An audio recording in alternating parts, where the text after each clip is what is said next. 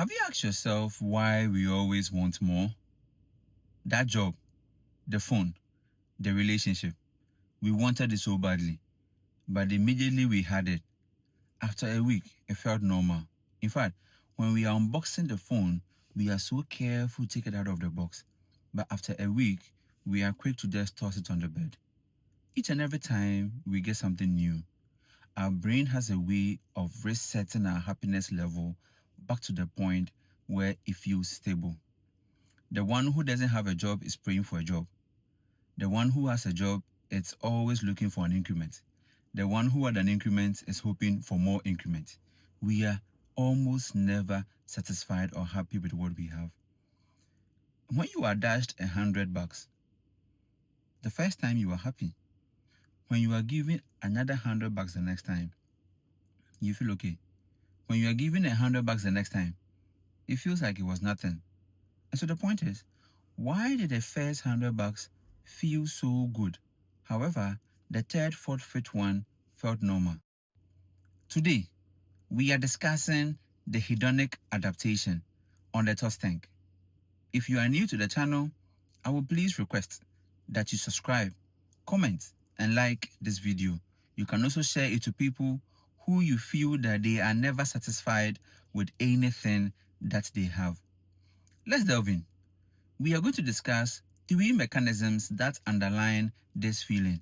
The first one is the hedonic adaptation. The hedonic adaptation is a tendency for you to return to stable levels of happiness irrespective of how positive experiences you go through. Whenever you go through a positive or a good experience, we expect that our happiness level stays high. But after the passage of time, you would realize that that same thing that brought you this happiness still doesn't give you the kind of satisfaction that you need.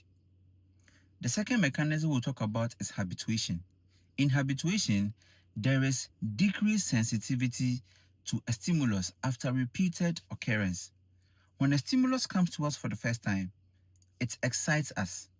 When it comes the second time, the level of excitement is not as the first one. When it comes to the third one, the excitement gradually drops. It gets to a point where the stimulus even doesn't excite us anymore. The biological mechanism underlying this feeling is the release of dopamine. Once you go through a very nice experience, dopamine is released. When dopamine is released, at a point in time, the brain gets familiar with that dopamine. And so the level drops to a point where it simply becomes unrecognizable. Then the body now requires a new level of experience to release that same. And that is what happens.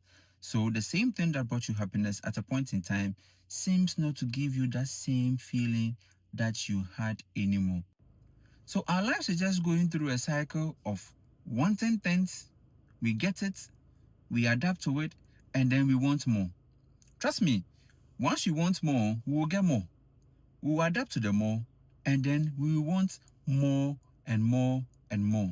And our lives is just going through this cycle all the time. And this is why it seems that we are never happy with anything that we actually get. If I use gadgets as an experience, you have an iPhone 13, 14.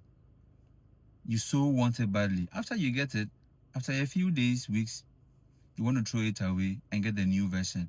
If this blessed you, feel free to comment, like, and share your thoughts about it. And remember to subscribe to the channel and share this video to somebody you think will be happy with it.